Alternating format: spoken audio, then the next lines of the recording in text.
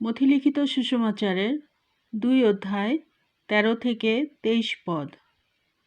তাহারা চলিয়া গেলে পর দেখো, প্রভুর এক দূত স্বপ্নে যোসেফকে দর্শন দিয়া কহিলেন, ওঠো, শিশুটিকে ও তাহার মাতাকে লইয়া মিশরে পলায়ন করো, আর আমি যতদিন তোমাকে না বলি ততদিন সেখানে থাকো, কেননা হেরোদ শিশুটিকে বধ করিবার জন্য তাহার অনুসন্ধান করিবে।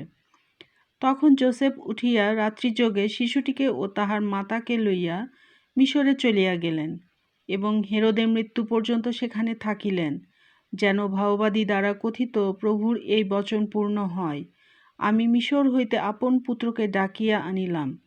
পরে হেরোদ যখন দেখিলেন যে তিনি পণ্ডিতগণ কর্তৃক তুচ্ছীকৃত হইয়াছেন, তখন মহাক্রুদ্ধ হইলেন, এবং সেই পণ্ডিতদের নিকটে বিশেষ করিয়া যে সময় জানিয়া লইয়াছিলেন, তদনুসারে 2 বৎসর ও তাহার অল্প বয়সে যত বালক বৈতলহম ও তাহার সমস্ত পরিসীমার মধ্যে ছিল, লোক পাঠাইয়া সে সকলকে বধ করাইলেন।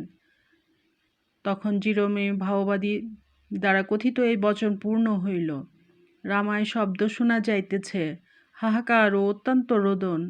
রাহেল আপন সন্তানদের জন্য রোদন করিতেছেন, সান্ত্বনা পাইতে চান না, কেননা তাহারা নাই। হেরোদের মৃত্যু হইলে পর দেখো, প্রভুর এক দূত মিশরে যোসেফকে স্বপ্নে দর্শন দিয়া কহিলেন, ওঠো, শিশুটিকে ও তাহার মাতাকে লইয়া ইসরায়েল দেশে যাও, কারণ যাহারা শিশুটির প্রাণ নাশের চেষ্টা করিয়াছিল তাহারা মরিয়া গিয়াছে। তাহাতে তিনি উঠিয়া শিশুটিকে ও তাহার মাতাকে লইয়া ইসরায়েল দেশে আসিলেন। কিন্তু যখন তিনি শুনিতে পাইলেন যে আর্কিলায় নিজ পিতা হেরোদের পদে জিহুদিয়াতে রাজত্ব করিতেছেন, তখন সেখানে যাইতে ভীত হইলেন।